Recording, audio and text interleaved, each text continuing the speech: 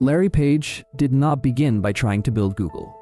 He began by trying to avoid building it. In 1998, he was a Stanford PhD student with a better way to rank the web, and his original plan was simple: finish the research, license the technology to an existing portal, and stay in academia. The failure that changed the internet was not that his algorithm did not work. It was that it worked too well for the market he tried to sell it to. PageRank solved a structural problem. The web was scaling too fast for early search and directory systems. Instead of judging pages by crude keyword frequency, PageRank treated links like citations and used them to measure authority and relevance.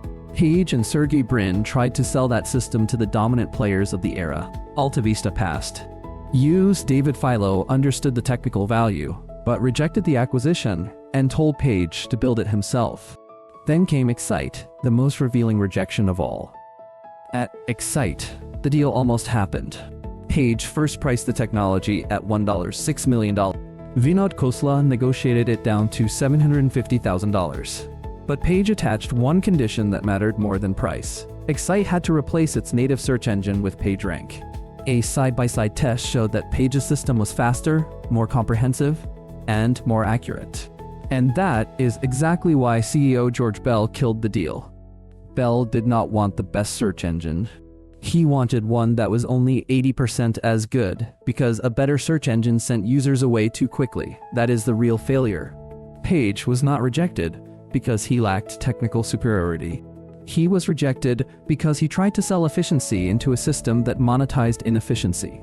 In the portal era, the core metric was stickiness, more time on site, more page views, more banner ad impressions. A search engine that instantly gave users the right answer destroyed that model. So the portals were not confused. They were structurally trapped. Page had built a machine for helping people leave. They had built businesses around keeping people trapped. This is where the story becomes afterfall. Lesser founders would have degraded the product, taken the payout, and gone home. Page did the opposite.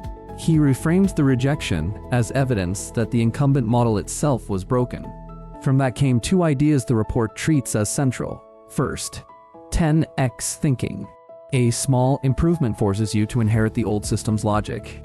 A tenfold improvement forces you to replace the system.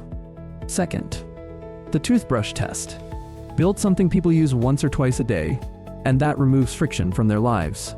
If you win there, monetization can come later. Once he saw the problem that way, the pathway changed completely. Page and Brin suspended their PhD studies, incorporated Google abandoned licensing, and chose vertical integration. They built directly for users instead of for portals. They kept control. They refused to let outside investors dictate a worse search experience for short-term metrics. They built cheap, fault-tolerant infrastructure from commodity hardware because they could not afford the standard enterprise model. They stripped the homepage down because speed and exit velocity were the product. And when monetization finally arrived, it did not depend on trapping attention. AdWords aligned revenue with intent. Google made money when it helped users leave. So the transferable model is not persist after failure. It is harsher than that.